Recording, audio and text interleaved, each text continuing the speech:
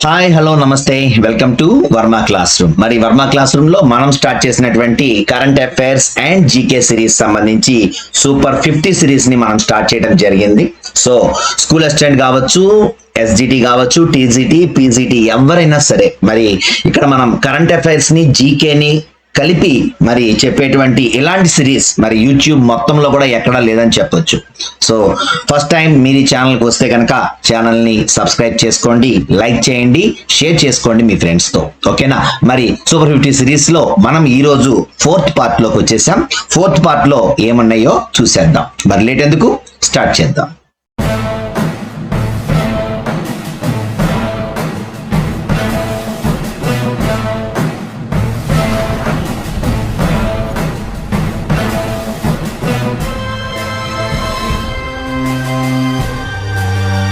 Fourth part లో మనం start చేసేది international cricket council 2024 awards. So international cricket council ఎప్పుడు కూడా ప్రతి సంవత్సరం అంతర్జాతీయంగా ఎవరైతే మూడు ఫార్మాట్లు ఉన్నాయి మనకి. ఇప్పుడు ఒకటి వన్ డే ఫార్మాట్, దాన్ని వన్ డే ఫార్మాట్ అంటాం, టెస్ట్ ఫార్మాట్ అంటాం, లాస్ట్ది 2020 ఫార్మాట్ అంటాం. సో ఈ మూడు ఫార్మాట్లని తీసుకుంటారు.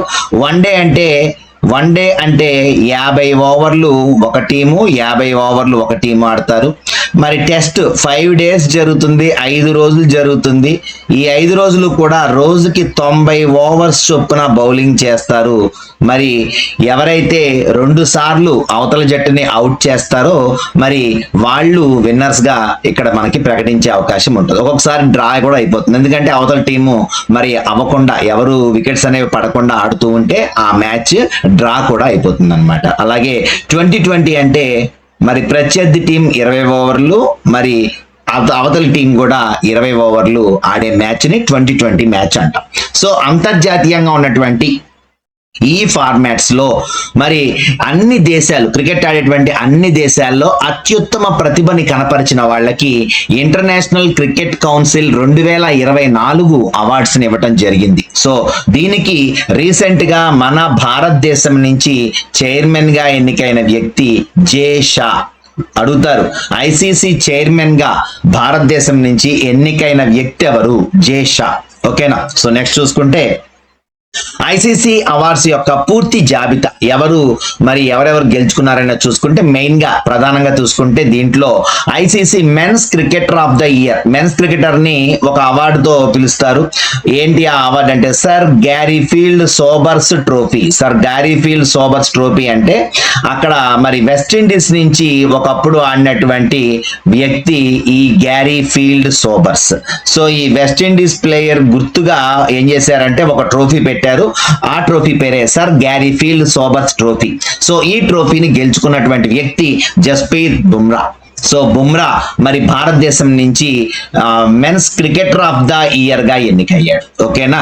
సో అలాగే చూసుకుంటే ఇతనే టెస్ట్ క్రికెటర్ గా కూడా ఎన్నికయ్యాడు. ఈ రెండు గుర్తుపెట్టుకోండి. ఫస్ట్ అంటే టెస్ట్ ఫార్మాట్ వన్ డే 2020 కదా, మీరు గుర్తుపెట్టుకోవాల్సింది ఏంటి, మొత్తం ఇయర్ మొత్తంలో అత్యుత్తమ ప్రతిభ కనపరిచిన వ్యక్తి జస్ప్రీత్ బుమ్రానే. అలాగే test cricketer of the year కూడా జస్ప్రీత్ బుమ్రానే రావడం జరిగింది. అలాగే నెక్స్ట్ చూసుకుంటే women's cricketer of the year అంటే మెన్స్ అయిపోయారు, మరి ఉమెన్స్ లో ఎవరు బాగా ఆడారు ఈ సంవత్సరం మొత్తం అని చూసుకుంటే వాళ్ళకి ఇచ్చే trophy Rachael Heyhoe Flint trophy. So ఇక్కడ రాచెల్ పేహో ఫ్లింట్ ట్రోఫీ అనేటువంటిది ఈవిడ ఇంగ్లాండ్ ప్లేయర్, ఇంగ్లాండ్ క్రికెటర్ అన్నమాట ఆవిడ. సో ఆవిడ గుర్తుగా మరి ఈ ట్రోఫీని ఇస్తున్నారు. ఎవరికి ఇచ్చారు అంటే న్యూజిలాండ్ ప్లేయర్ అయినటువంటి అమేలియా కేర్ కి ఇచ్చారు. సో అమేలియా కేర్ మీకు ఆల్రెడీ మనం 9th 2020 వరల్డ్ కప్ ఇవన్నీ మనం చెప్పుకున్నాం నిన్న కూడా, అక్కడ కూడా మీకు వచ్చింది ఈ అమేలియా కేర్. కాబట్టి ఒక బిట్ వచ్చినప్పుడు ఆవిడ ఏ ప్రైజెస్ గెలుచుకుంది అనేటువంటిది జాగ్రత్తగా చూసుకోండి. ఓకేనా? సో అమేలియా కేర్ ఏంటి అంటే ఈ సంవత్సరం ఐసీసీలో అంటే ఇంటర్నేషనల్ క్రికెట్ కౌన్సిల్ మొత్తం మీద చూసుకుంటే బాగా ఆడినటువంటి మహిళా క్రికెటర్, న్యూజిలాండ్ క్రికెటర్. సో మళ్ళీ ఈవిడ ఇంకొకటి కూడా సెలెక్ట్ అయింది. ఏంటది? టీ20లో క్రికెటర్ ఆఫ్ ద ఇయర్ గా ఎవరు సెలెక్ట్ అయ్యారంటే అమేలియా కేర్, న్యూజిలాండ్. ఓకేనా? సో రెండు గుర్తుపెట్టుకోండి. జస్ప్రీత్ బుమ్రా వచ్చేసరికి మనకి cricketer of the year award తీసుకున్నారు. తీసుకున్నాడు. సర్ గ్యారీఫీల్డ్ సోబర్స్ ట్రోఫీ తీసుకున్నాడు అతను. అలాగే టెస్టుల్లో బాగా మంచి ప్రతిభను కనపరిచినందుకు test cricketer of the year కూడా జస్ప్రీత్ బుమ్రాని. అలాగే అమేలియా కేర్ వచ్చేసరికి క్రికెటర్ ఆఫ్ ద ఇయర్ గా రాచెల్ పేహో ఫ్లింట్ ట్రోఫీని తీసుకుంది. దాంతో పాటుగా T20 cricketer of the year గా కూడా సెలెక్ట్ అయ్యింది. ఓకేనా, సో 2-2 మనకు అది అయిపోయింది. దాని తర్వాత చూసుకుంటే ఇక్కడ మరి వన్ డే క్రికెటర్ అంటే 50 ఓవర్ల మ్యాచ్ లో బెస్ట్ క్రికెటర్ ఎవరు మెన్స్ లో అని చూసుకుంటే అజ్మతుల్లా ఒమర్జాయ్ ఆఫ్ఘనిస్తాన్ ప్లేయర్ అన్నమాట. అలాగే మరి ఉమెన్స్ లో చూసుకుంటే ఎవరు వన్ డే క్రికెట్ లో బాగా ఆడారంటే స్మృతి మంతన. నిన్న కూడా మనకి ఈ పేరు వినిపించింది. స్మృతి మంతన భారత్ నుంచి women's one day cricketer of the year గా సెలెక్ట్ అయింది. ఓకేనా, ఇక T20లో ఇందా చెప్పుకున్నాం ఆడవాళ్ళలో ఎవరు T20లో అమేలియా కేర్. మరి మగవాళ్ళలో T20 cricketer of the year గా ఎవరు సెలెక్ట్ అయ్యారు అంటే హర్షదీప్ సింగ్ భారత్ నుంచి సెలెక్ట్ అయ్యారు. ఓకేనా, హర్షదీప్ సింగ్ భారత్ నుంచి సెలెక్ట్ అయ్యాడు. ఇక emerging men cricketer of the year అంటే ఏంటి, అత్యుత్తమమైనటువంటి ప్రతిభ కనపరుస్తున్నటువంటి అంటే కొత్తగా వస్తున్నటువంటి ప్లేయర్స్ లో ఎవరు బాగా ఆడుతున్నారని చూసుకుంటే కమిందు మెండిస్ శ్రీలంక, ఇతనేమో జెంట్స్ లో. మరి లేడీస్ లో విమెన్ లో చూసుకుంటే అన్నరీ డెర్క్సన్ దక్షిణాఫ్రికాకు సంబంధించినటువంటి క్రికెటర్ ఈవిడ. సో నెక్స్ట్ చూసుకుంటే ఈ ICC women's association cricketer of the year చూసుకుంటేనేమో ఇషా ఓజా యుఏఈకి ఇచ్చారు. అలాగే ICC men's association cricketer of the year వచ్చేసరికి గెర్హార్డ్ ఎరాస్మస్ నమీబియాకి ఇచ్చారు. ఓకేనా, ఇక ఎంపైర్ చూసుకుంటే రిచర్డ్ ఇల్లింగ్ వర్త్ కి ICC umpire of the year గా ఇచ్చారు. అంటే క్రికెట్ లో ఎంపైర్ లేకుండా నడవదు కదా, సో అందుకని ఎంపైర్ ఆఫ్ ద ఇయర్ కూడా మనకి ఇచ్చారు. ప్రధానంగా ఇవి మనం తీసేసుకోవచ్చు. ఇవి అసలు ఎవరు మనల్ని అడగడం, మన దేశానివి కావు కాబట్టి ఇవి మనకు వచ్చే ఛాన్స్ లేదు. ఊరినే నేను చెప్పాను, ఊరినే ఒకసారి చూసుకొని మర్చిపోండి అంతవరకే. దాన్ని బట్టి వాటిని కష్టపడి మీరు గుర్తుపెట్టుకోకండి. అలాగే ఇక్కడ కొంచెం ఉపయోగపడేది ఏంటంటే రిచర్డ్ ఇల్లింగ్వర్త్, ఇతను ICC umpire of the year మొత్తం అన్ని దేశాల్లో కలిపి ద బెస్ట్ ఎంపైర్ కాబట్టి ఇతను వచ్చే అవకాశం ఉంటుంది. అలాగే ఎమర్జింగ్ ప్లేయర్స్ కూడా ఎవరు మన వాళ్ళు లేరు. ఎవరు శ్రీలంక వాళ్ళు ఒకళ్ళు ఉన్నారు, దక్షిణాఫ్రికా వాళ్ళు ఒకళ్ళు ఉన్నారు. కాబట్టి ఇది కూడా మనకు వచ్చే ఛాన్స్ ఉండదు. సో మాక్సిమం మనకి పై ఉన్నటువంటి వాటినే ఎక్కువగా గుర్తు పెట్టుకునే ప్రయత్నం చేయండి. రిమైనింగ్ ని ఒక్కసారి చూసుకొని రిమైనింగ్ మీ బ్రెయిన్ లో నుంచి అంటే చెప్తాం కదా, అంటే ఇక్కడ చేతనావస్థ అంటాం కదా, సుప్త చేతనావస్థ అచేతనావస్థ అని ఉంటది మనిషిలో. అంటే కొన్ని బాగా గుర్తు పెట్టుకోవాలి. అంటే 1-2 సార్లు అనుకోవాల్సినవి ఉంటాయి. కొన్ని ఒకసారి అనుకుని వదిలేసేయాలి. కొన్ని అసలు వాటిని పట్టించుకోవడం మానేయాలి. అర్థమైందా? సో మనం చదువుకునేటప్పుడు ఈ మూడింటిని ఎంత జాగ్రత్తగా వాడుకుంటామో దాన్ని బట్టే మన బ్రెయిన్ లో ఉన్నటువంటి మెమరీని అత్యుత్తమంగా వాడుకునే అవకాశం మన బ్రెయిన్ మనకి ఇస్తుంది అనమాట. కాబట్టి జాగ్రత్తగా అవసరం ఏదో అనవసరమైనది ఏదో ముందే నువ్వు గుర్తించుకోవాలి, దాని ప్రకారం చదువుకోవాలి. ఓకేనా? సో ఇది ఐసీసీ 2024 అవార్డుకి సంబంధించి. నెక్స్ట్ చూసుకుంటే భారతరత్న. సో ప్రధానమైనటువంటి అవార్డు, భారతదేశంలో అత్యుత్తమమైనటువంటి పౌర పురస్కారం. మనకి ప్రధానమైన పౌర పురస్కారాలు 4 ఉన్నాయి. అందులో మనం భారతరత్న, పద్మ విభూషణ్, పద్మభూషణ్, పద్మశ్రీ ఈ 4టిని మనం ప్రధానంగా పౌర పురస్కారాలు అని పిలుస్తాం. దీంట్లో అత్యుత్తమ పౌర పురస్కారంగా పిలువబడేది భారతరత్న, అంటే భారతదేశానికే రత్నం లాంటి వాడు అని. సో ఇక్కడ మనం చూసుకుంటే 2024లో మనకి భారతరత్న అనేటువంటి అవార్డుని చూసుకుంటే మనకి 5 మెంబర్స్కి ఇచ్చారు. యాక్చువల్ గా ఎప్పుడూ కూడా 3 కంటే ఎక్కువ ఇవ్వకూడదు రూల్ ఉంది. కానీ ఫస్ట్ టైం బ్రేక్ చేశారు. ఇక్కడ 3 మెంబర్స్ అనేటువంటి రూల్ ని బ్రేక్ చేసి ఇక్కడ మనం చూసుకుంటే 5గురికి భారతరత్న అవార్డు ప్రదానం చేయటం జరిగింది. అయితే ఇందులో విచిత్రం ఏంటంటే బ్రతికున్న వ్యక్తి ఒకళ్ళే. అర్థమైందా? ఎవరైనా లాల్ కృష్ణ అద్వానీ, బీజేపీ పార్టీకి సంబంధించినటువంటి వ్యక్తి లాల్ కృష్ణ అద్వానీ, ఈయన్నే ఎల్కే అద్వానీ అని పిలుస్తారు. సో ఈ ఎల్కే అద్వానీ మరి ఈసారి భారతరత్న అవార్డు తీసుకున్నారు. అయితే ఇక్కడ ఆయన కంటే మరి ముందు ఇక్కడ మనకు వరుసగా ఉన్నాయి, వరుస చూసుకుందాం. ఫస్ట్ వ్యక్తి ఎవరు అంటే కర్పూరి ఠాకూర్. సో ఈ కర్పూరి ఠాకూర్ ఎవరు అంటే ఈయన బీహార్ కి మాజీ ముఖ్యమంత్రిగా పనిచేశారు. ఈయనకు ఒక బిరుదు ఉంది, జన నాయక్, ప్రజల నాయకుడు అనే బిరుదు ఉంది. ఓకేనా? అయితే ఇక్కడ మీరు భారతరత్న ఎంతమందికి వచ్చినాయి ఇవన్నీ గుర్తుపెట్టుకోవాలని అనుకోవద్దు. ఎందుకనంటే ఈ క్రింది వారిలో 2024 భారతరత్న అవార్డు పొందని వారెవరు అని చెప్పి 3 పేర్లు ఇచ్చి వేరే చెత్త పేరు ఒకటి ఇస్తాడు. అర్థమైందా? సో మీరు ఐడెంటిఫై చేయాలంటే ఫస్ట్ మీకు ఆ పేర్లు గుర్తుండాలి. అలా గుర్తుండాలంటే మీరు దాన్ని బట్టి పట్టకూడదు. అతను ఆ విషయం తెలుసుకోవాలి, ఎవరికి వచ్చింది, ఎందుకు వచ్చిందని తెలుసుకుంటే ఈజీగా మీకు గుర్తుంటది. ఓకేనా? కర్పూరి ఠాకూర్ ఎవరు? ఇతను జననాయకుడు లేక ప్రజల నాయకుడు కాబట్టి, ఇతను బీహార్ మాజీ ముఖ్యమంత్రిగా ఉన్నాడు కాబట్టి ఇతనికి మరి భారతరత్న అవార్డు ఇచ్చారు. ప్రఖ్యాత సోషలిస్ట్ నాయకుడు కూడా ఇతను. అలాగే ఎల్కే అద్వానీ చూసుకుంటే ఈయన బీజేపీ పార్టీకి అధ్యక్షుడిగా పనిచేశాడు, హోం మంత్రిగా పనిచేశాడు, ఉప ప్రధానమంత్రిగా కూడా పనిచేశారు. మరి ఈయన ముసలోడు అయిపోయిన తర్వాత ఈయన పక్కన పెట్టారు BJP party. Present Amit Shah మొత్తం కూడా చక్రం తిప్పుతున్నారు. సో ఇక్కడ మనం చూసుకుంటే భారతదేశానికి మాజీ ఉప ప్రధానమంత్రిగా లాల్ కృష్ణ అద్వానీ లేక ఎల్కే అద్వానీ మరి ఈ అవార్డుని బ్రతికి ఉండగా తీసుకున్నారు. అంటే మిగిలిన వాళ్ళందరూ కూడా చనిపోయిన తర్వాత ఇచ్చారు. ఓకేనా? సో నెక్స్ట్ తీసుకుంటే పాములపర్తి వెంకట నరసింహారావు గారు. ఈయన పివి నరసింహారావు అని పిలుస్తాం మనం.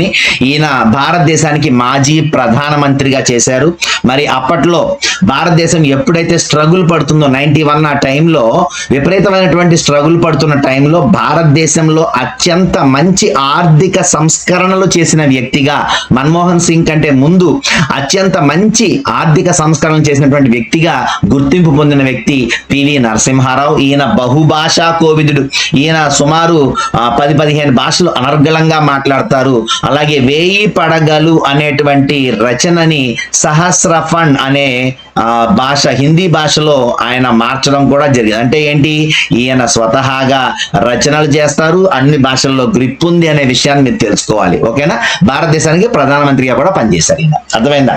సో నెక్స్ట్ చూసుకుంటే చౌదరి చరణ్ సింగ్. ఈయన చౌదరి చరణ్ సింగ్ కూడా మరణానంతరం ఇచ్చారు. ఈయన కూడా భారతదేశానికి ప్రధానమంత్రిగా పనిచేశారు. సో మొత్తం మీద ఇక్కడ మనకి 2 ప్రధానులకి ఒక ఉప ప్రధానికి ఇచ్చారు. ఎవరా ప్రధానమంత్రులు ఇద్దరు అంటే, ఒకళ్ళు పివి నరసింహారావు గారు, 2 చౌదరి చరణ్ సింగ్ గారు. ఓకేనా? వీళ్ళిద్దరూ కూడా ప్రధానమంత్రులు. ఒక ఉప ప్రధానమంత్రి ఎవరు అంటే లాల్ కృష్ణ అద్వానీ లేక ఎల్కే అద్వానీ. ఓకేనా? సో ఇక్కడ ఈయన చౌదరి చరణ్ సింగ్ ఏంటి అంటే రైతుల పక్షాన పోరాడిన వ్యక్తి. ఎన్నో రైతు సంస్కరణలు చేశారు, భూ సంస్కరణలు చేశారు, రైతులకు ఉపయోగపడే ఎన్నో పనులు చేశారు. అందుకే ఈయన రైతు బాంధవుడు అంటారు. అర్థమైందా? సో జననాయకుడు లేక ప్రజల నాయకుడేమో కర్పూరి ఠాకూర్ అయితే, రైతు బాంధవుడు ఎవరు అంటే మరి రైతు బంధు అని కూడా పిలుస్తారు ఇతన్ని, చౌదరి చరణ్ సింగ్. ఓకేనా? ఈయన భారత మాజీ ప్రధానమంత్రి. ఇక తర్వాత చూసుకుంటే మంకొంబు సాంబశివన్ స్వామినాథన్. ఈయన ఎవరు అంటే ఎంఎస్ స్వామినాథన్ అనే పేరుతో మనందరికీ తెలుసు, MS Swaminathan. So MS Swaminathan ఎవరు? ఇతను భారతీయ హరిత విప్లవ పిత. ఏంటి? అప్పట్లో తిండి గింజలు ఎక్కడి నుంచో మనం ఎగుమతి చేసుకుంటుంటే ఒక్కసారిగా మనకి యుద్ధాల వల్ల మరి ఏం జరుగుతుందో తెలియని పరిస్థితుల్లో, అసలు భారతదేశంలో తిండి గింజలు అంతరించిపోయే పరిస్థితుల్లో, కరువు వచ్చేస్తుందనే టైంలో మరి చూసి ఈయన మనసు చెలించిపోయింది. ఎందుకని మనం కృత్రిమ వంగడాలు డెవలప్ చేసుకోకూడదు అని చెప్పేసి వ్యవసాయానికి పెద్దపీట వేస్తూ గోధుమ, మొక్కజొన్న మరి ఇలాంటి వాటి మీద ఎక్కువ పరిశోధనలు చేసి భారతదేశంలో హరిత విప్లవాన్ని తీసుకొచ్చిన వ్యక్తి ఎంఎస్ స్వామినాథన్. ఆయన పూర్తి పేరు మంకొంబు సాంబశివన్ స్వామినాథన్. సో అసలు ఈ హరిత విప్లవ పిత అని ఎవరిని పిలుస్తారు అంటే నార్మన్ బోర్లాగ్ ని పిలుస్తారు. నార్మన్ బోర్లాగ్ హరిత విప్లవ పిత, కానీ భారతీయ హరిత విప్లవ పిత ఎవరు అంటే ఎంఎస్ స్వామినాథన్. ఈయన మరి ఎన్నో విప్లవాలు తీసుకొచ్చాడు. మరి ఈ భారతదేశానికి తిండి గింజలు ఇచ్చినటువంటి వ్యక్తిగా ఎంఎస్ స్వామినాథన్ ని మనం గుర్తుపెట్టుకోవాలి. ఓకేనా? సో మొత్తం ఎవరు? కర్పూరి ఠాకూర్ చనిపోయిన తర్వాత ఎల్కే అద్వానీ, ఈయన ఉప ప్రధానమంత్రి, పివి నరసింహారావు ఈయన ప్రధానమంత్రి, చౌదరి చరణ్ సింగ్ ఈయన ప్రధానమంత్రి, మరి మంకొంబు సాంబశివన్ స్వామినాథన్ ఈయన హరిత విప్లవ పిత భారతదేశానికి. సో కాబట్టి వీళ్ళకి భారత రత్న అవార్డు ఇవ్వటం జరిగింది. ఓకేనా? సో భారత రత్న అవార్డు ఎప్పుడు స్టార్ట్ అయిందనేది చూసుకుంటే 1954లో ప్రవేశపెట్టారు ఈ భారత రత్న అవార్డుని. వృత్తి గాని, హోదా గాని, స్థాయి గాని, లింగభేదం గాని లేకుండా ఎవరైతే భారతదేశంలో అత్యుత్తమ పౌరులుగా ఉన్నారో, దేశానికి సేవను అందించారో వారికి ఇస్తారు ఈ అత్యుత్తమ పౌర పురస్కారం. ఇది చూసుకుంటే ఏ ఆకారంలో ఉంటుంది అని చూసుకుంటే రావి ఆకు ఆకారంలో ఉంటుంది. రావి ఆకు ఉంటది కదా, సో ఆ ఆకు ఆకారంలో ఉంటుంది. అలాగే పొడవు 5.8 సెంటీమీటర్లు, వెడల్పు 4.7, మందం 3.1 మిల్లీమీటర్లు ఉంటుంది. దీని ముందు భాగంలో సూర్యుడి బొమ్మ ఉంటుంది. ఓకేనా, దీని ముందు భాగంలో సూర్యుడి బొమ్మ కనిపిస్తుంది అనమాట. అలాగే కింద భాగంలో ఏమని ఉంటుంది అంటే ఇక్కడ మరి దేవనాగరి భాషలో భారత రత్న అని రాసి ఉంటుంది. భారత రత్న అని దేవనాగరి లిపిలో రాసి ఉంటుంది. వెనక భాగంలో ఏముంటుంది అంటే దేశం యొక్క అధికార చిహ్నం 4 సింహాల చిహ్నం ఉంటుంది. ఈ పథకాలు ఎక్కడ తయారవుతాయి అంటే కోల్కతాలో ఉన్నటువంటి మింట్ లో తయారవుతాయి. అంటే మనకు తెలుసు కదా, పద్మశ్రీ, పద్మభూషణ్, పద్మవిభూషణ్, భారతరత్న ఇవన్నీ కూడా స్పెషలైజ్డ్ గా ఓన్లీ కోల్కతా మింట్ లోనే తయారవుతాయి అన్నమాట. కోల్కతా మింట్ అంటే అక్కడ డబ్బులు చిల్లర తయారవుతూ ఉంటది. అలాంటి మింట్ లోనే ఈ 4 పౌర పురస్కారాలకు సంబంధించినటువంటి పథకాలు కూడా అక్కడే తయారవుతాయి. ఈ పథకానికి ఏ రంగు రెబ్బన్ ఉంటుంది అంటే తెల్లని రెబ్బన్తో ఈ పథకాలని వేస్తారనమాట. ఓకేనా, ఈ భారతరత్న పథకానికి తెల్లటి రెబ్బన్ అనేది ఉంటుంది. ఓకేనా, యాక్చువల్ గా ఈ పురస్కారం 54లో స్టార్ట్ అయింది. 77 నుంచి 80 మధ్యలో ఆపేశారు. ఎందుకని అంటే అప్పుడు ఎమర్జెన్సీ విధించడం జరిగింది. ఆ టైంలో 77 నుంచి 80 మధ్యలో ఒక 3 సంవత్సరాల పాటు ఇది నిలిపేశారు. తర్వాత చూసుకుంటే 92 అక్కడ రాజ్యాంగపరమైనటువంటి కారణాల వల్ల 92 నుంచి 95 కూడా మరి సస్పెండ్ చేశారు. అంటే కొన్ని రోజుల పాటు ఇది ఆగిపోయింది. ఎప్పుడు అంటే 77 నుంచి 80 ఆగిపోయింది. అలాగే 92 నుంచి 95 ఆగిపోయింది. అంటే ఆ కాలంలో ఎవరికి దీని యొక్క ఈ భారతరత్న అవార్డు ఇవ్వబడలేదు. ఓకేనా. సో ఇది గుర్తుపెట్టుకోండి. సో నెక్స్ట్ చూసుకుంటే దీని యొక్క ఇంపార్టెన్స్, మనకి జీకే పరంగా ఇంపార్టెన్స్ ఏంటనేది చూసుకుంటే మొదటిసారి ఎవరికి ఇచ్చారు, 1954లో ఈ అవార్డు ఇచ్చారు. ఎవరికి ఇచ్చారు? సి రాజగోపాలాచారి ఫస్ట్ టైం దీన్ని తీసుకున్నటువంటి వ్యక్తి. ఫస్ట్ అవార్డు ఎవరు తీసుకున్నారు అంటే సి రాజగోపాలాచారి. ఆయనతో పాటు ఇంకో 2 వెళ్ళారు. ఎవరు? ఒకటి సివి రామన్, మీ అందరూ తెలుసు రామన్ ఎఫెక్ట్. ఓకేనా, సో ఈయన ఫస్ట్ సైంటిస్ట్ ఎవరు అని అడిగితే కూడా మీకు ఏం చెప్పాలి అంటే సివి రామన్ అని చెప్పాలి. అలాగే ఫస్ట్ వైస్ ప్రెసిడెంట్ గా పిలువబడినటువంటి వ్యక్తి సర్వేపల్లి రాధాకృష్ణన్. ఈయనకు కూడా 1954లో భారతరత్న అవార్డు ఇచ్చారు. ఓకేనా, సో ఏంటి అంటే ఫస్ట్ టైం ఎంతమంది తీసుకున్నారంటే 3 తీసుకున్నారు. ఫస్ట్ ఎవరు వెళ్ళి మరి పథకాన్ని తీసుకున్నారంటే సి రాజగోపాలాచారి తీసుకున్నారు. మరి మొదటిసారిగా అందుకున్న సైంటిస్ట్ ఎవరు అంటే సివి రామన్. మొదటిసారిగా తీసుకున్నటువంటి ఉపరాష్ట్రపతి ఎవరు అంటేనేమో సర్వేపల్లి రాధాకృష్ణన్. మరి తొలి ప్రధాని ఎవరు? ఫస్ట్ టైం ఈ అవార్డు తీసుకున్న ప్రధాని ఎవరు అంటే జవహర్ లాల్ నెహ్రూ. ఓకేనా, మరి తొలి మహిళ ఎవరు అంటే ఇందిరాగాంధీ గారు ఫస్ట్ టైం ఈ అవార్డుని తీసుకున్నారు. మరి తొలి రాష్ట్రపతి ఎవరు? తొలి ఉపరాష్ట్రపతి చెప్పాను, ఎవరు? సర్వేపల్లి రాధాకృష్ణన్. మరి తొలి రాష్ట్రపతి ఎవరు? బాబు రాజేంద్ర ప్రసాద్ ఈ అవార్డుని తీసుకున్నారు. చనిపోయిన తర్వాత ఈ అవార్డు ఇచ్చారు. ఎవరికి ఇచ్చారు అంటే లాల్ బహదూర్ శాస్త్రికి ఇచ్చారు. ఓకేనా, చనిపోయిన తర్వాత ఫస్ట్ తీసుకున్న వ్యక్తి ఎవరు అంటే లాల్ బహదూర్ శాస్త్రి. చనిపోయిన తర్వాత చాలా మందికి ఇచ్చారు, కానీ చనిపోయిన తర్వాత తీసుకున్న వ్యక్తుల్లో ప్రథములు ఎవరు అంటే లాల్ బహదూర్ శాస్త్రి. ఓకేనా, మరి 1977లో ఆపేశారని చెప్పాను, 80లో స్టార్ట్ చేశారని. 80లో స్టార్ట్ చేశాక ఫస్ట్ అవార్డు ఎవరికి ఇచ్చారు అంటే మదర్ తెరిసాకి ఇచ్చారు. ఓకేనా, సో ఇటు బిట్ ఏంటి, మదర్ తెరిసా ఏ సంవత్సరంలో భారతరత్న అవార్డు తీసుకున్నారు అంటే 1980. ఓకేనా, సో నెక్స్ట్ తొలి విదేశీయుడు ఎవరు అంటే అసలు మన దేశంలో కదా భారతరత్న అంటే భారతదేశంలో రత్నాలు అనుకున్నాం కదా, మరి ఏంటి పక్కన వాళ్ళకి కూడా ఇస్తారా అంటే 2 సార్లు ఇవ్వటం జరిగింది. అందులో తొలి విదేశీయుడు ఎవరు అంటే ఫస్ట్ విదేశీయుడు ఖాన్ అబ్దుల్ గఫార్ ఖాన్ కి భారతరత్న వచ్చారు. ఓకేనా, ఖాన్ అబ్దుల్ గఫార్ ఖాన్. ఇతన్ని ఫ్రాంటియర్ గాంధీ లేక సరిహద్దు గాంధీ అని పిలుస్తారు. ఇతనికి ఉన్నటువంటి బిరుదు ఏంటి? సరిహద్దు గాంధీ లేక ఫ్రాంటియర్ గాంధీ అని పిలుస్తారు. ఈ ఖాన్ అబ్దుల్ గఫార్ ఖాన్ కి ఫస్ట్ టైం తొలి విదేశీయుడిగా మన దగ్గర భారతరత్న అవార్డు తీసుకున్నాడు. మరి రెండో విదేశీయుడు ఎవడు? ఇతను నల్ల జాతి సూర్యుడు. సో ఇతన్నే నెల్సన్ మండేలా. ఓకేనా, సో నెల్సన్ మండేలా దక్షిణాఫ్రికాకు సంబంధించిన వ్యక్తి. నెల్సన్ మండేలా మరి ఈ అవార్డుని తీసుకున్న 2వ విదేశీయుడు. ఓకేనా, అలాగే సినిమాల్లో ఎవరికి ఇచ్చారు ఈ అవార్డు అంటే సినిమా రంగం నుంచి ఫస్ట్ తీసుకున్న వ్యక్తి సత్యజిత్ రే. ఇతను సినిమా రంగంలో మొట్టమొదటిసారిగా భారతరత్న అవార్డు తీసుకున్నాడు. అలాగే తొలి క్రీడాకారుడు ఎవరు? చిన్న వయసు వ్యక్తి ఎవరు అంటే రెండిటికి ఆన్సర్ ఒకటే. ఓకేనా? అంటే ఏంటి, ఫస్ట్ టైం తీసుకున్న క్రీడాకారుడు సచిన్ టెండూల్కరే. ఇప్పటిదాకా క్రీడా రంగంలో అసలు ఇవ్వాల భారతరత్న, కానీ ఫస్ట్ టైం మరి క్రీడాకారుల్లో ఫస్ట్ ఒక వ్యక్తికి ఇచ్చారు భారతరత్న, అతనే సచిన్. అలాగే చిన్న వయసులో ఈ అవార్డు తీసుకున్న వ్యక్తి కూడా సచినే, 42 ఏళ్లకు తీసుకున్నాడు ఈ అవార్డు. ఓకేనా? మరి పెద్ద వయసులో తీసుకున్న వ్యక్తి ఎవరు అంటే 101 సంవత్సరాల వయసులో తీసుకున్నాడు డికే కార్వే అనేటువంటి వ్యక్తి. సో వీళ్ళు ప్రధానంగా మనకి జీకే పాయింట్ ఆఫ్ వ్యూలో మనకి ఇంపార్టెంట్ పర్సన్స్ అన్నమాట. ఓకేనా? కరెంట్ అఫైర్స్ లో ఇందాక చెప్పినటువంటి 5గురిని గుర్తుపెట్టుకోండి, జీకేలో వీళ్ళందరినీ గుర్తుపెట్టుకోండి. సో ఇది భారతరత్నకు సంబంధించి. మరి నెక్స్ట్ పౌర పురస్కారాలు చూసుకుంటే మనకి 3 ఉంటాయని చెప్పుకున్నాం. ఏమేంటి? ఒకటి పద్మ విభూషణ్, అలాగే రెండవది పద్మభూషణ్, మూడవది పద్మశ్రీ. ఓకేనా?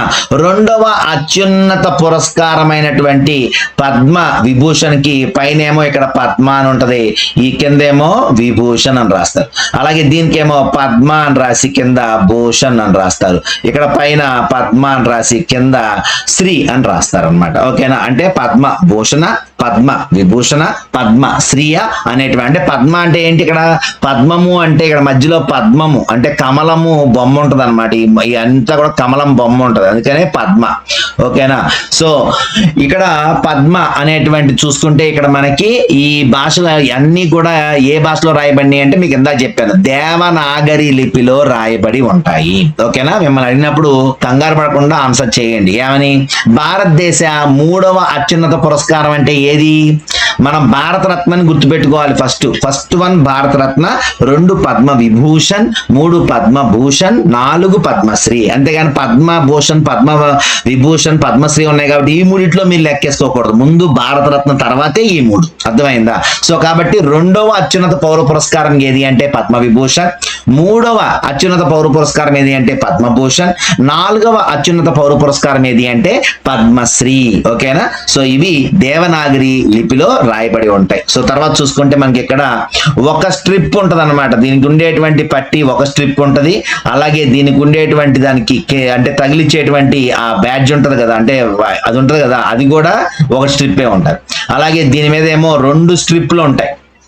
2 స్ట్రిప్లు, ఈ పథకానికి 2 స్ట్రిప్లు ఉన్నటువంటి దాన్నే మరి ఏది మనకి గుండ్రంగా వేయాలి కదా, మెడ చుట్టూ రావాలి కదా రిబ్బన్ లాగా. సో ఆ రిబ్బన్ కూడా ఇక్కడ ఎటువంటి స్ట్రాప్ లేని స్ట్రాప్ పెడతారనమాట. సో ఇలాంటి రిబ్బన్, ఎటువంటి స్ట్రాప్ లేకుండా ఉన్నటువంటి రిబ్బన్ ఏమో పద్మ విభూషణ్ కి ఇస్తారు. ఒక లైన్ ఉన్నటువంటి ఆ రిబ్బన్ ఏమో పద్మభూషణ్ కి ఇస్తారు. 2 లైన్లు ఉన్నటువంటి రిబ్బన్ పద్మశ్రీకి ఇస్తారు. ఓకేనా? ఇది మీరు గుర్తుపెట్టుకోండి. ఓకేనా? సో నెక్స్ట్ చూసుకుంటే పద్మ విభూషణ్. ఈ సంవత్సరం పద్మ విభూషణ్ 2024లో మరి ఇవ్వడం జరిగింది. మరి 2025 పద్మ అవార్డులు ఇచ్చినప్పుడు ఎంతమందికి ఇచ్చారు? మరి ఇస్తే మన ఆంధ్రప్రదేశ్ లో ఎవరైనా ఉన్నారా? ఇదే అడుగుతారు, ఇంకేం అడగరు. అర్థమైంది? మీరు అనవసరంగా దానికోసం మొత్తం అన్ని బట్టేయాల్సిన అవసరం లేదు. ఓకేనా?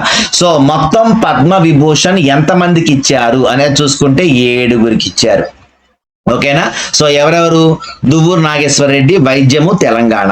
ఇక మిగిలిన వాళ్ళు ఎవరైనా మీకు తెలిసిన వాళ్ళు ఉన్నారా? లేరు కదా.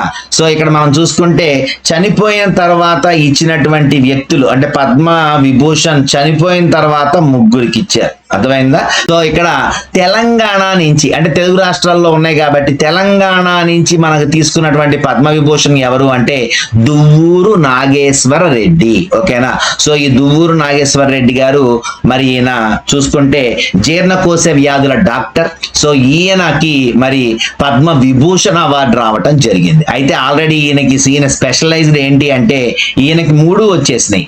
పద్మశ్రీ వచ్చింది, అలాగే పద్మభూషణ్ వచ్చింది, ఈసారి ఏమొచ్చింది అంటే విభూషణ్ కూడా వచ్చేసింది. అంటే 3 అవార్డులు తీసుకున్నటువంటి వ్యక్తిగా మరి మొత్తం ఎన్ని అవార్డులు ఇచ్చారనేది చూసుకుంటే 7 పద్మ విభూషణ్లు ఇచ్చారు. అందాక చెప్పాను మీకు ఆల్రెడీ పేరు. 19 పద్మభూషణ్లు ఇచ్చారు. మొత్తం 113 మందిని పద్మశ్రీకి సెలెక్ట్ చేశారు. మొత్తం ఇన్ని అవార్డ్స్ ఈసారి ఇవ్వటం జరిగింది. సో దీంట్లో మనకి ముఖ్యమైనది ఏంటంటే అవన్నీ మనకు అవసరంలా. 7 పద్మ విభూషణలు వచ్చినాయి, 19 పద్మభూషణలు వచ్చినాయి, 113 పద్మశ్రీలు వచ్చినాయి. అయితే మనకి ఎన్ని వచ్చినాయి? మనకి ఆంధ్రప్రదేశ్కి ఎన్ని వచ్చినాయి అనేది చూసుకుంటే ఆంధ్రప్రదేశ్కి వచ్చిన అవార్డులు 5. మరి తెలంగాణకు వచ్చిన అవార్డులు 2, మొత్తం కలిపితే తెలుగు రాష్ట్రాలకు వచ్చిన అవార్డులు 7. ఓకేనా? సో మనకు వచ్చినవి ఏంటి, తెలంగాణకు వచ్చినవి ఏంటో చూసేద్దాం. మనకు ఆల్రెడీ చెప్పాను మీకు, ఈయన తెలంగాణకు సంబంధించినటువంటి వ్యక్తి ఎవరు, పద్మ విభూషణ్ తీసుకున్నాడు కదా, ఈయనకి పద్మ వచ్చేసింది, పద్మశ్రీలో వచ్చేసి పద్మశ్రీ వచ్చింది, పద్మభూషణ్ వచ్చింది, పద్మ విభూషణ్ వచ్చింది. ఎవరైనా డి నాగేశ్వర రెడ్డి, జీర్ణకోశ వ్యాధుల ప్రముఖ వైద్య నిపుణుడు. ఓకేనా? ఇక ఒకే ఒకటి పద్మభూషణ్ వచ్చింది. ఎవరికి వచ్చింది? జై బాలయ్య, నందమూరి బాలకృష్ణకి ఈసారి పద్మభూషణ్ అవార్డు వచ్చింది. ఓకేనా? పద్మభూషణ్ అవార్డు ఎవరికి వచ్చింది అంటే నందమూరి బాలకృష్ణకి ఏమొచ్చింది అంటే పద్మభూషణ్ అవార్డు వచ్చింది. ఇక మిగిలిన వాళ్ళందరూ కూడా ఏంటి, పద్మశ్రీలే. ఓకేనా? గుర్తుపెట్టుకోండి, ఒక పద్మ విభూషణ్ ఎవరికి, తెలంగాణ, ఒక పద్మభూషణ్ ఎవరికి అంటే మన ఆంధ్రప్రదేశ్, మిగిలినవన్నీ కూడా పద్మశ్రీలే వచ్చినాయి. దీంట్లో ఒకటి మాత్రం తెలంగాణ, ఎవరికి, మందా కృష్ణ మాదిగ. ఇతను ఎస్సీ రిజర్వేషన్ కోసం పోరాడిన గొప్ప వ్యక్తి.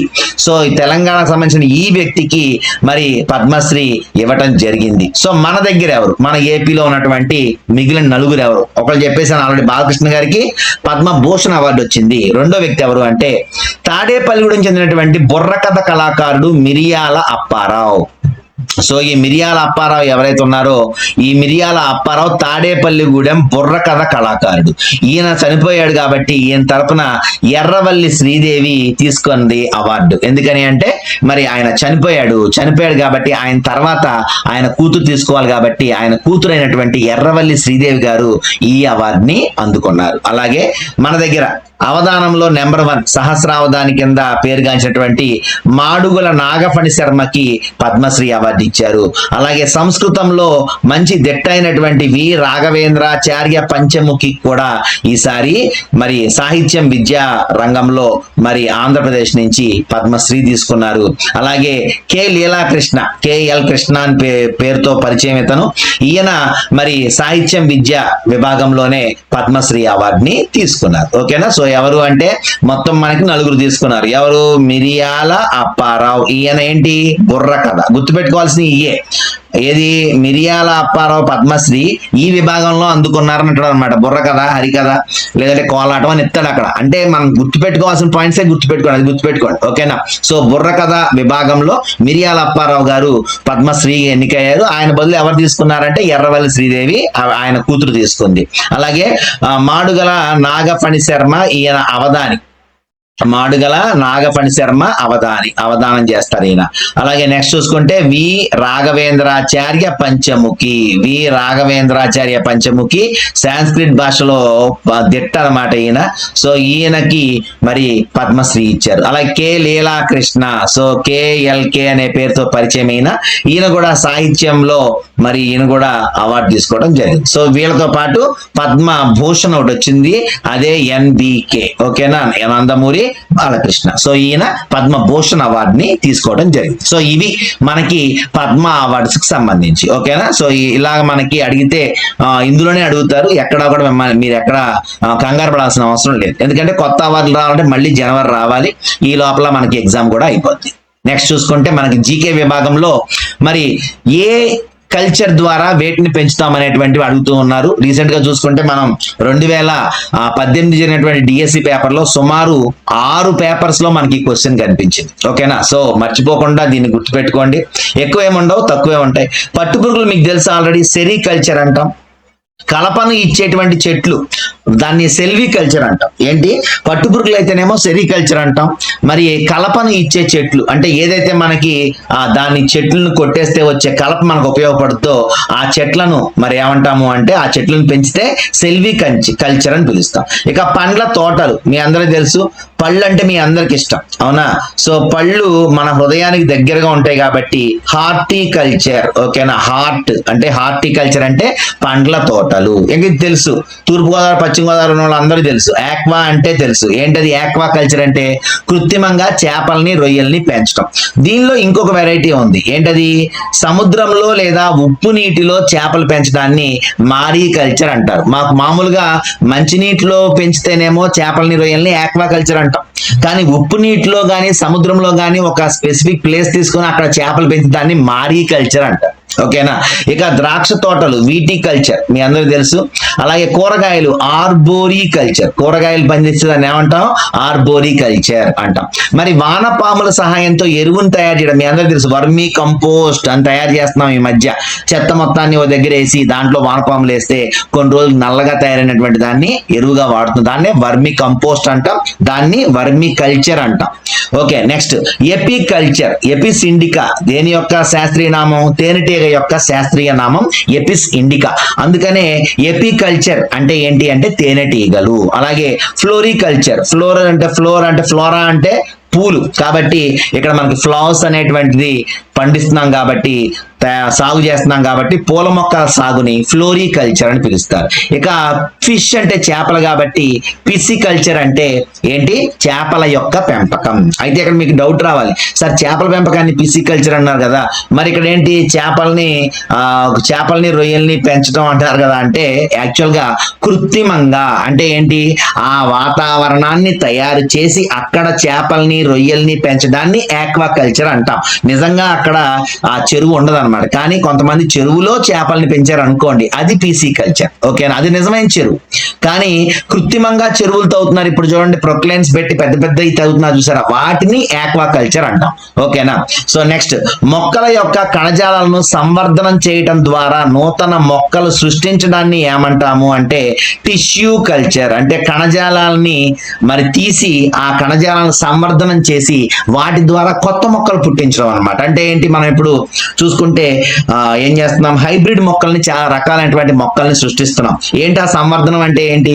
దాన్ని ఒకదాన్ని ఇంకో దానికి అంటుకట్టడము, లేదంటే ఈ కణజాలాన్ని తీసుకెళ్లి దాంట్లో పెట్టి దాని యొక్క గుణాలు దీనికి వచ్చేలా తయారు చేయటము, లేదంటే తీపి లేని జామకాయకి తీపిని రప్పించడం, అర్థమైందా?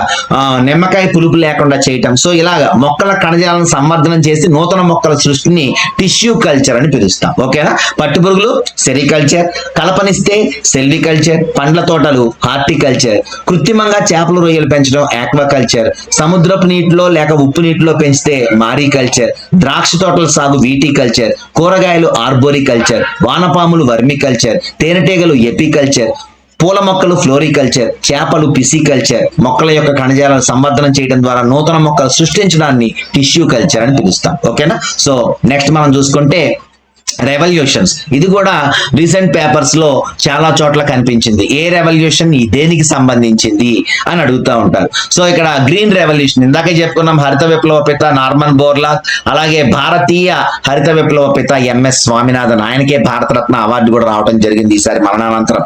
మరి ఇక్కడ చూసుకుంటే ఆహార ధాన్యాల ఉత్పత్తిని పెంచడం, అప్పట్లో కరువు వచ్చినప్పుడు ఆహార ధాన్యాల ఉత్పత్తి పెంచాలి అనేటువంటి దాంతో ఆయన చేసిందే ఈ గ్రీన్ రెవల్యూషన్ లేక హరిత విప్లవం. ఇక నెక్స్ట్ ఆపరేషన్ ఫ్లడ్ లేక ఇక్కడ వైట్ రెవల్యూషన్ అంటాం. ఏంటి ఆ వైట్ రెవల్యూషన్ అంటే? ఇక్కడ ఈ వైట్ రెవల్యూషన్ అంటే శ్వేత విప్లవం. అంటే ఏం చేశారు? అప్పుడు పాల యొక్క ఉత్పత్తిని పెంచడం. మనుషులు పెరుగుతున్నారు, వాళ్ళకి తగినట్టుగా పశు సంపద లేదు. అప్పుడు ఏం చేశారంటే మరి కృత్రిమంగా మరి మనం అంటే దానికి ఇంజెక్షన్స్ చేయడం ద్వారా వెంటనే దూడలు పుట్టినాయి అనుకోండి, ఆ దూడలు మగయ్య అయితే ఉపయోగం లేదు, ఆడయ్య అయితేనే మనకి ఏమైనా ఉపయోగం ఉంటుంది. కాబట్టి పాల ఉత్పత్తి కోసం కృత్రిమంగా ఇంజెక్షన్లు చేయటం, ఇలాంటివన్నిటి ద్వారా మరి త్వరగా పాల ఉత్పత్తిని పెంచగలిగారు. ఇలా దీన్నే వైట్ రెవల్యూషన్ లేక శ్వేత విప్లవం అంటాం.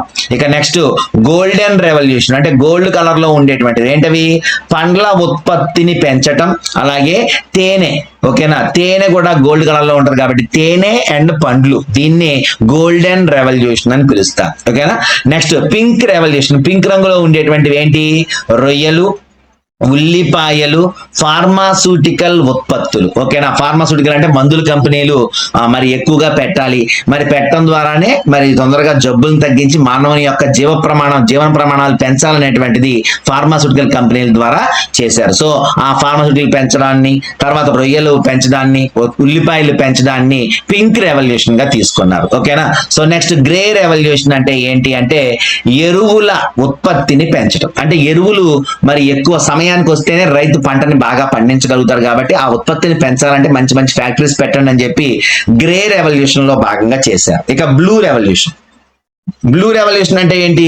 చేపల ఉత్పత్తిని పెంచడం. చేపలు మరి మంచిగా పెంచాలి, ఆహారానికి సరిపడే పెంచాలని చెప్పేసి, జనాభాకు సరిపడే లేవని చెప్పేసి చేపలను కృత్రిమంగా తయారు చేయడానికి పిసికల్చర్ ని ప్రోత్సహించింది, ఆక్వాకల్చర్ ని ప్రోత్సహించింది ఈ బ్లూ రెవల్యూషన్ లోనే ప్రోత్సహించారు. ఓకేనా? సో నెక్స్ట్, నూనె గింజలు పప్పు ధాన్యాల ఉత్పత్తి. అంటే నూనె గింజలు అంటే నూనె కూడా కావాలి. అంటే ఇవన్నీ ఎందుకు జరిగినాయి? జనాభా పెరుగుతున్నప్పుడు దానికి తగినట్టుగా ఏమీ లేనప్పుడు అప్పుడు ఏం చేస్తారు, ఒక సంవత్సరం మొత్తం కూడా దాని మీద దృష్టి పెడతారనమాట. సో అలాగా రెవల్యూషన్స్ అనేవి వచ్చినాయి. ఓకేనా? సో ఇక్కడ ఎల్లో రెవల్యూషన్ అనేటువంటిది ఎవరి కళ అంటే శామ్ పిట్రోడా యొక్క కళ. సో ఈ శామ్ పిట్రోడా ఏం చేశాడంటే, నూనె గింజలు ఉంటేనే, అంటే నూనె ఎక్కువగా ఉత్పత్తి చేయగలిగితే మనం ఇతర దేశాలకు కూడా మన దగ్గర మరి ఆముదం కానీ ఇవన్నీ కూడా ఉత్తమమైనటువంటివి మన దగ్గరే ఉంటున్నాయి, మనం వేరే దేశానికి ఎక్స్పోర్ట్ చేసి డబ్బులు బాగా సంపాదించచ్చు అని చెప్పి ఎల్లో రెవల్యూషన్ తీసుకొచ్చాడు శామ్ పిట్రోడా. సో నూనె గింజలు పప్పు ధాన్యాల యొక్క ఉత్పత్తిని పెంచాలి అని చెప్పేదే ఎల్లో రెవల్యూషన్. ఓకేనా?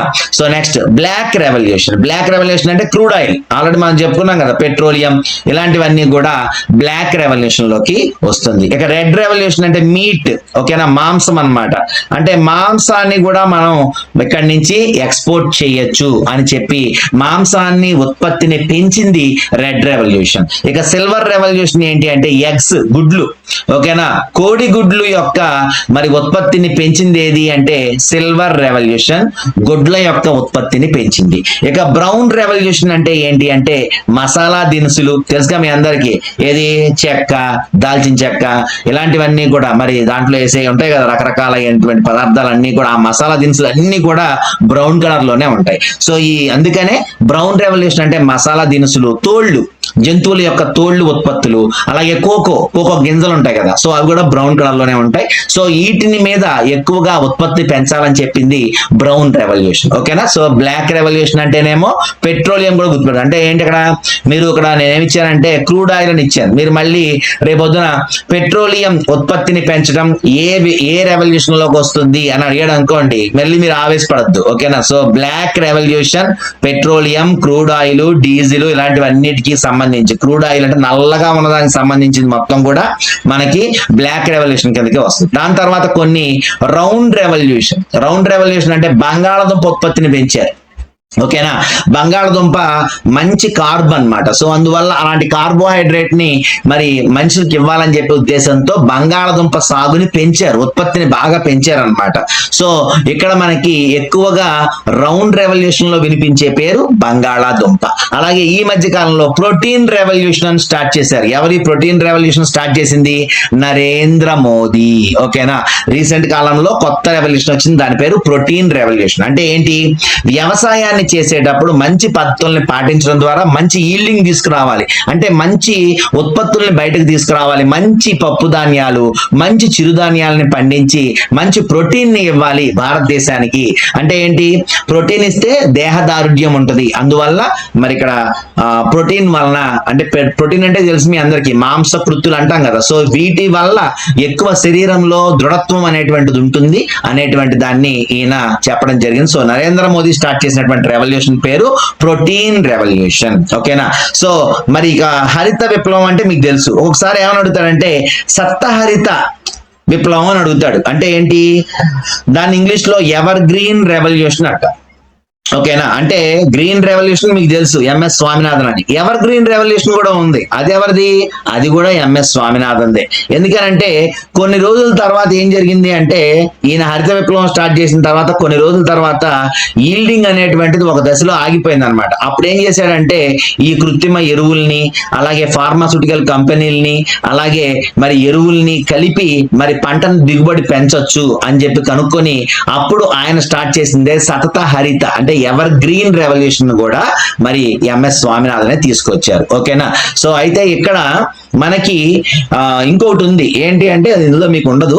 యాక్చువల్ గా ఈ రెవల్యూషన్స్ అన్నిటినీ కలిపి ఏమంటారని అడుగుతాడు. అర్థమైందా? అంటే ఈ గ్రీన్ రెవల్యూషన్, వైట్ రెవల్యూషన్ అంటే దీన్ని ఏమంటారంటే రెయిన్బో రెవల్యూషన్ అంటారు. అంటే అన్ని రంగులు దీంట్లో ఉన్నాయి కదా, సో అందువల్ల దీన్ని ఏ రెవల్యూషన్ అని పిలుస్తారు అంటే రెయిన్బో రెవల్యూషన్ అని పిలుస్తారు. ఓకేనా? సో ఇవి ఈ రోజు పార్ట్ 4 కి సంబంధించినటువంటి సంబంధించినటువంటి టాపిక్స్ అన్నమాట. ఓకేనా, మళ్ళీ టాపిక్ 5 లో కలుద్దాం. Till then good by.